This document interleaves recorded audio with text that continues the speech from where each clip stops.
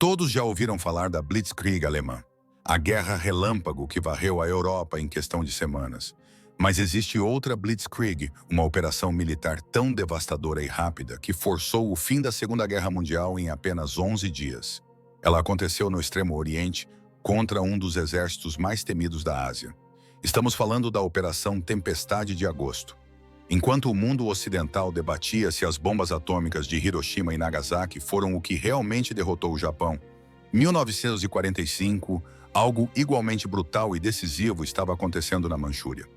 Entre 9 e 20 de agosto de 1945, mais de 1,5 milhão de soldados soviéticos invadiram a Manchúria, ocupada pelos japoneses, em 3 frentes simultâneas. O resultado foi catastrófico para o Império do Japão. Em apenas 11 dias, o poderoso exército de Kwantung foi completamente esmagado. Mais de 700 mil soldados japoneses foram mortos, feridos ou capturados. Fortificações que levaram anos para serem construídas caíram em horas. Um estado fantoche inteiro, Manchukuo, deixou de existir. Esta não foi apenas uma vitória militar. Foi uma demonstração de poder tão esmagadora que forçou o Japão a enfrentar uma realidade terrível. Se os soviéticos conseguiram fazer isso na Manchúria em 11 dias, o que fariam no arquipélago japonês? A narrativa ocidental sempre colocou as bombas atômicas como o fator decisivo da rendição japonesa. Mas os registros históricos e os próprios líderes japoneses da época contam outra história. O imperador Hirohito e o Conselho Supremo de Guerra do Japão temiam menos as bombas atômicas americanas e mais a perspectiva de uma invasão soviética completa. Por quê? Porque os soviéticos demonstraram na Manchúria que eram capazes de aniquilar exércitos inteiros em questão de dias. Esta é a história da última grande ofensiva da Segunda Guerra Mundial. Uma história de planejamento meticuloso, execução brutal e uma violência sem precedentes. Uma história que poucos conhecem, mas que todos deveriam saber. Vamos mergulhar nessa operação militar que mudou o destino do Japão e redefiniu o equilíbrio de poder no Pacífico. Vamos entender como Stalin preparou essa invasão em segredo absoluto. Como os comandantes soviéticos coordenaram 3 exércitos gigantescos através de desertos, montanhas e florestas. E como o exército de Kwantung, outrora orgulhoso, foi simplesmente atropelado pela máquina de guerra soviética. O gigante adormecido. Para entender a magnitude da Operação Tempestade de Agosto, precisamos primeiro compreender o contexto geopolítico de 1945 e o que levou a União Soviética a declarar guerra ao Japão. Durante 4 anos sangrentos, entre 1941 e 1945, a União Soviética lutou pela sua sobrevivência contra a Alemanha nazista. Enquanto isso, mantinha um pacto de não agressão com o Império do Japão, assinado em 1941. Esse pacto foi estratégico para ambos os lados. Stalin não queria lutar uma guerra em 2 frentes e o Japão estava ocupado demais com sua expansão no Pacífico e na China para se preocupar com os soviéticos. Mas esse equilíbrio precário estava prestes a desabar. Em fevereiro de 1945, durante a Conferência de Yalta, Stalin fez um acordo com Roosevelt e Churchill. A União Soviética entraria na guerra contra o Japão exatamente 3 meses após a derrota da Alemanha nazista. A data da rendição alemã foi 8 de maio de 1945, o que significava que Stalin tinha até 8 de agosto para mobilizar suas forças e atacar. E Stalin não era homem de quebrar promessas quando havia territórios a serem conquistados. Em 5 de abril de 1945, a União Soviética renunciou oficialmente o pacto de neutralidade com o Japão. A mensagem era clara: a paz entre Moscou e Tóquio tinha prazo de validade. O Japão, desesperado e em colapso, tentou uma jogada diplomática final. Em julho de 1945, enviou emissários para negociar com Stalin, pedindo que a União Soviética intermediasse uma rendição honrosa com os aliados. Stalin ouviu educadamente e ignorou completamente, porque naquele momento, a maior transferência militar da história estava acontecendo em segredo absoluto. Imediatamente após a queda de Berlim, em maio de 1945, Stalin ordenou a transferência de tropas veteranas da Frente Europeia para o Extremo Oriente Soviético. E não estamos falando de algumas divisões. Estamos falando de exércitos inteiros. Mais de 40 divisões foram transferidas através da Ferrovia Transiberiana, uma linha férrea de 9.000 quilômetros que cruza toda a Sibéria. Dia e noite, trens carregados de soldados, tanques, artilharia e munição rumavam para o leste. A logística era um pesadelo. Mas os soviéticos transformaram esse pesadelo em realidade. Os números são impressionantes. Em 3 meses, a União Soviética conseguiu concentrar na fronteira com a Manchúria um grupo de forças com 1,5 milhão de homens, 26 mil peças de artilharia, 5.500 tanques e canhões autopropulsados e 3.900 aviões. Esses não eram recrutas verdes. Eram veteranos endurecidos que haviam lutado em Stalingrado, Kursk e Berlim. Soldados que sabiam o que era guerra de verdade. Comandantes que haviam aprendido a arte da guerra de blindados contra os melhores generais alemães. E agora estavam todos apontados para o exército de Kwantung. O comando supremo das forças soviéticas no Extremo Oriente foi entregue ao Marechal Alexander Vasilevsky, um dos mais brilhantes estrategistas militares da Segunda Guerra Mundial. Vasilevsky havia coordenado ofensivas massivas na Europa e sabia exatamente como esmagar um exército inimigo. Sob o comando de Vasilevsky, 3 frentes foram organizadas. Na terminologia soviética, uma frente equivalia a um grupo de exércitos ocidental, e cada uma dessas frentes tinha um objetivo específico e devastador. A primeira era a Frente Transbaikal, comandada pelo Marechal Rodion Malinovsky. Com 648 mil homens, esta frente atacaria do oeste, atravessando o deserto de Gobi e as montanhas do Grande Khingan. Era o martelo mais pesado, destinado a rasgar o coração da Manchúria. A segunda era a primeira frente do Extremo Oriente, comandada pelo Marechal Kirill Meretskov. Esta frente atacaria do leste, das regiões de Primorie e Khabarovsk, com o objetivo de fixar as tropas japonesas e impedir sua retirada. A terceira era a segunda frente do Extremo Oriente, comandada pelo general Maxim Purkayev. Esta frente atacaria do norte, cortando linhas de comunicação e cercando unidades japonesas. O plano era simples em conceito, mas monumental em execução. Um movimento de pinça triplo que cercaria e destruiria o exército de Kwantung antes que pudesse reagir. Era a doutrina de guerra profunda soviética em sua forma mais pura. Do outro lado da fronteira estava o exército de Kwantung, a joia da coroa militar japonesa na Ásia continental. Esse exército tinha uma história longa e brutal. Desde 1906, guardava os interesses japoneses na Manchúria. Em 1931, havia orquestrado a invasão da Manchúria e criado o estado fantoche de Manchukuo. Era um exército político poderoso, arrogante e profundamente ligado aos círculos militares ultranacionalistas do Japão. Mas em 1945, o exército de Kwantung não era mais o que costumava ser. A guerra no Pacífico havia drenado suas melhores unidades. Divisões inteiras foram transferidas para defender as Filipinas, Okinawa e o próprio Japão. O que restou foi um exército de papel. Oficialmente tinha 713 mil homens em 31 divisões de infantaria. Na prática, era um conglomerado de recrutas mal treinados, reservistas idosos e equipamento obsoleto. A qualidade das tropas havia despencado. Muitos soldados tinham apenas semanas de treinamento. Os tanques japoneses eram modelos dos anos 1930, completamente ultrapassados. A artilharia era escassa e antiga. E pior, a inteligência japonesa havia falhado completamente em detectar a magnitude da mobilização soviética. Os japoneses acreditavam que os soviéticos não teriam forças suficientes antes do fim de agosto ou início do outono de 1945. Estavam errados, mortalmente errados.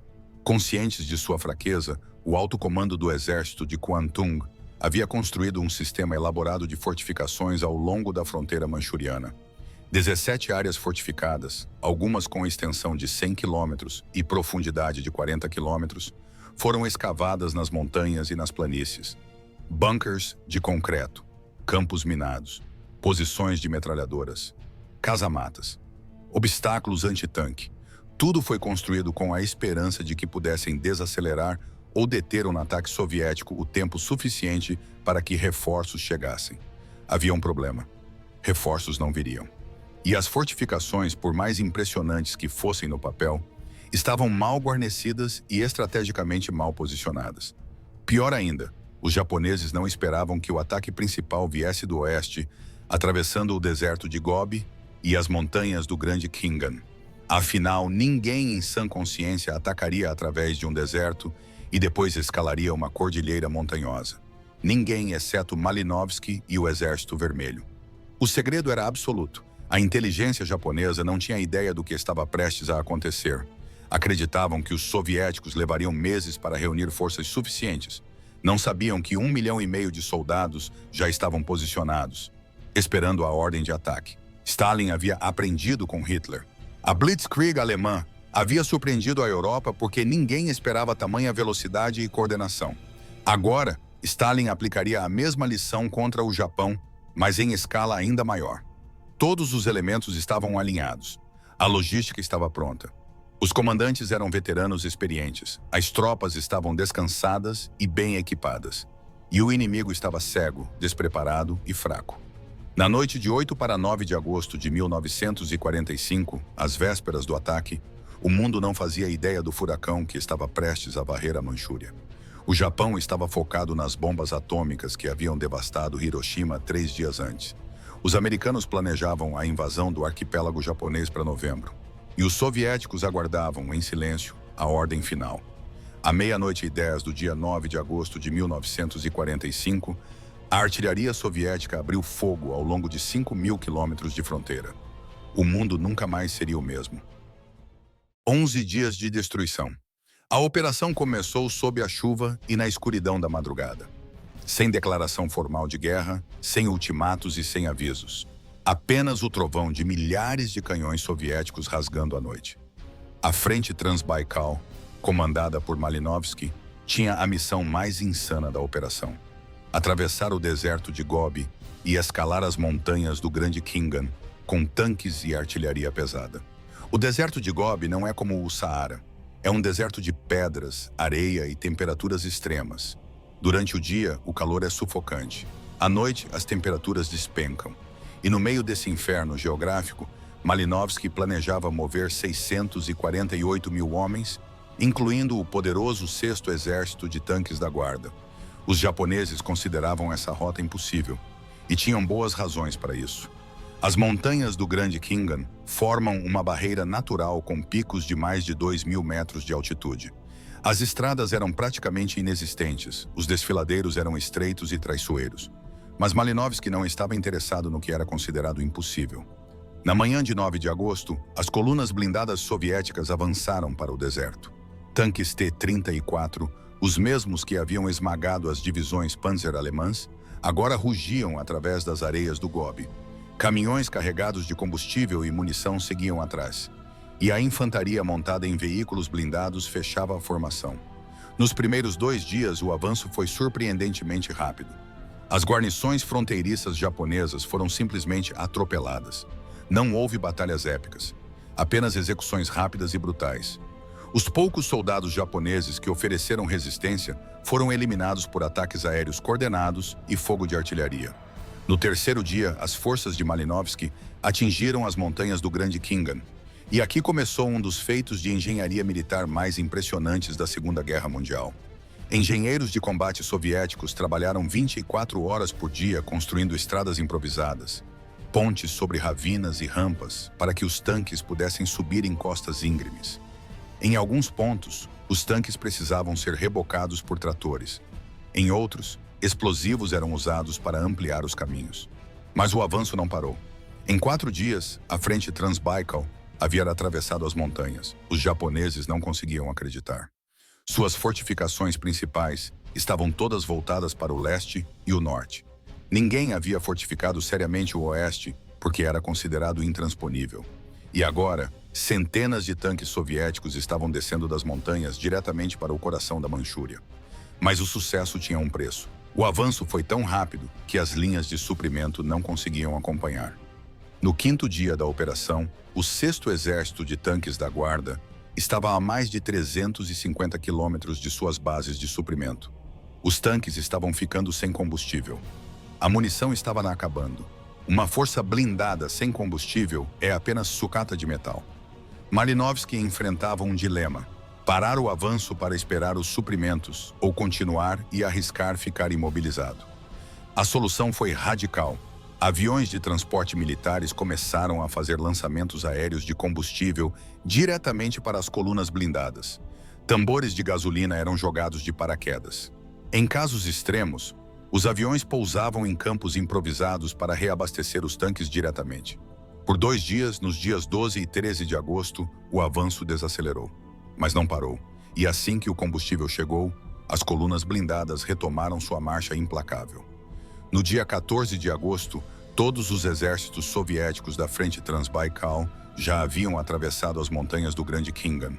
O interior da Manchúria estava aberto, e Malinovsky ordenou a captura imediata das principais cidades, Mukden, Changchun, Kikihar e Kalgan, todas antes de 23 de agosto. Enquanto Malinovsky surpreendia pelo oeste, o Marechal Meretskov atacava do leste com a primeira frente do Extremo Oriente.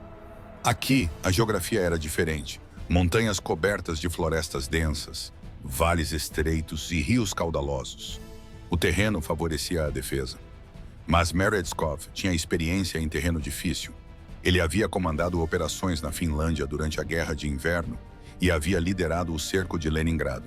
Sabia como quebrar linhas defensivas fortificadas. O ataque começou com um bombardeio de artilharia massivo. Milhares de canhões bombardearam as posições japonesas por horas. Quando a infantaria avançou, as fortificações japonesas já estavam em ruínas. A resistência japonesa aqui foi mais intensa do que no oeste. Soldados japoneses lutaram até a morte em muitos bunkers. Mas não tinham apoio aéreo, não tinham artilharia suficiente e não tinham reservas. Um por um, os pontos fortificados caíram. Em uma semana, as forças de Meretskov haviam avançado profundamente no território manchuriano. O porto de Hassan foi capturado. As linhas ferroviárias foram cortadas. E as unidades japonesas que tentaram recuar descobriram que os caminhos de fuga já estavam bloqueados por tropas aerotransportadas soviéticas. A segunda frente do Extremo Oriente, sob o comando do general Porkayev, tinha uma missão mais modesta, mas igualmente crítica: cortar as comunicações japonesas e isolar unidades inimigas. Esta frente atacou do norte, através da fronteira soviética com a Manchúria. Seu avanço foi metódico e brutal. Cidades fronteiriças foram tomadas em questão de horas. As linhas telegráficas japonesas foram cortadas. E as unidades japonesas, de repente, se viram sem ordens, sem coordenação e sem esperança. O caos se instalou no alto comando japonês. Generais tentavam enviar ordens para divisões que já não existiam mais. Unidades recebiam ordens contraditórias. E ninguém tinha uma visão clara de onde os soviéticos estavam ou para onde se dirigiam. Se houve um momento de resistência japonesa digna de nota, foi a defesa da cidade de Mudanjiang. Aqui, unidades japonesas bem entrincheiradas lutaram ferozmente contra o avanço soviético. A batalha foi urbana, brutal e sangrenta. Rua por rua, prédio por prédio, os soviéticos avançavam sob fogo pesado. Metralhadoras japonesas ceifavam fileiras de soldados soviéticos. Mas para cada soldado que caía, 2 mais avançavam. A artilharia soviética demoliu quarteirões inteiros. Tanques disparavam diretamente contra edifícios ocupados por atiradores japoneses. E a infantaria, veterana de Stalingrado e Berlim, usava todas as técnicas de combate urbano que haviam aprendido contra os alemães. Após 3 dias de combate intenso, Mudanjiang caiu. A guarnição japonesa foi aniquilada. E o caminho para o interior da Manchúria estava aberto. No dia 14 de agosto de 1945, o imperador Hirohito ordenou o cessar-fogo. O Japão estava se rendendo. Mas o general Yamada não transmitiu a ordem imediatamente para suas tropas. Alguns historiadores sugerem que Yamada estava em estado de choque. Outros dizem que ele queria continuar lutando. O que sabemos é que a ordem de cessar-fogo só foi transmitida no dia 16 de agosto, às 16 horas, quando já era tarde demais. E os soviéticos não pararam. Vasilevsky havia recebido ordens diretas de Stalin: continuar a ofensiva até que os japoneses se rendessem formalmente e entregassem as armas. E foi exatamente isso que aconteceu. No dia 16 de agosto, o quartel-general do exército de Kwantung enviou um pedido para que os soviéticos parassem a ofensiva. Vasilevsky respondeu friamente: não há menção de rendição em seu pedido. Entreguem as armas. Somente no dia 19 de agosto, 10 dias após o início da operação, As unidades japonesas começaram a se render em massa. Mas mesmo assim, alguns grupos continuaram lutando até o fim de agosto. Os números finais da Operação Tempestade de Agosto são aterradores. Do lado soviético, as perdas foram relativamente leves, considerando a escala da operação. 12 mil soldados mortos e 24 mil feridos. Do lado japonês, o desastre foi total. Mais de 84 mil soldados japoneses foram mortos em combate. Outros 600 mil foram capturados. Equipamento militar avaliado em bilhões de dólares foi destruído ou capturado. E o estado de Manchukuo simplesmente deixou de existir. Mais importante do que os números era o significado estratégico. Em 11 dias, a União Soviética havia destruído completamente a capacidade militar japonesa na Ásia continental. O exército de Kwantung, que havia aterrorizado a China por décadas, foi varrido do mapa. O impacto psicológico foi devastador. Os líderes japoneses perceberam que se os soviéticos conseguiam fazer isso na Manchúria, em menos de 2 semanas, uma invasão do arquipélago japonês seria uma catástrofe apocalíptica. A perspectiva de soldados soviéticos desembarcando em Hokkaido, enquanto americanos desembarcavam em Kyushu, era um pesadelo que nenhum líder japonês queria contemplar. Em 2 de setembro de 1945, representantes japoneses assinaram o ato de rendição incondicional a bordo do encouraçado USS Missouri, na Baía de Tóquio. A Segunda Guerra Mundial havia oficialmente terminado, mas o mundo já havia mudado. A Operação Tempestade de Agosto garantiu à União Soviética o controle sobre vastas áreas no Extremo Oriente. As Ilhas Kurilas, o sul da ilha de Sakhalina, a metade norte da Coreia, e uma influência dominante sobre a Manchúria e o norte da China. Essas conquistas territoriais redefiniriam a geopolítica da Ásia pelos próximos 70 anos. A divisão da Coreia, que eventualmente levaria à Guerra da Coreia. A ascensão do Partido Comunista Chinês, que teve apoio soviético crucial após a derrota japonesa. E a transformação da União Soviética em uma superpotência não apenas na Europa, mas também na Ásia. Tudo isso foi resultado direto de 11 dias de guerra brutal na Manchúria. A Operação Tempestade de Agosto não foi apenas uma vitória militar. Foi uma demonstração de que a União Soviética havia aperfeiçoado a arte da guerra moderna. Coordenação entre diferentes ramos militares, logística de escala continental, velocidade de execução, brutalidade de propósito. Stalin havia transformado a Blitzkrieg alemã em uma arma soviética. O mundo nunca mais seria o mesmo. A história da Operação Tempestade de Agosto permanece relativamente desconhecida no Ocidente. A narrativa dominante sempre enfatizou o papel das bombas atômicas na rendição japonesa. E sim, Hiroshima e Nagasaki foram eventos monumentais e trágicos, mas a verdade histórica é mais complexa. Os líderes japoneses temiam a invasão soviética tanto quanto, se não mais, do que as bombas atômicas. Porque as bombas destruíram 2 cidades, a invasão soviética destruiu um exército inteiro e provou que o Japão não tinha defesa efetiva contra uma superpotência determinada a destruí-lo. Em 11 dias, a União Soviética mudou o curso da história. E esta é a história que poucos conhecem, mas que todos deveriam lembrar. A Blitzkrieg soviética. A tempestade que varreu a Manchúria. A operação que terminou a Segunda Guerra Mundial no Pacífico. Deixe seu like, se inscreva no canal e ative o sininho para não perder os próximos vídeos e documentários. O meu muito obrigado e até mais.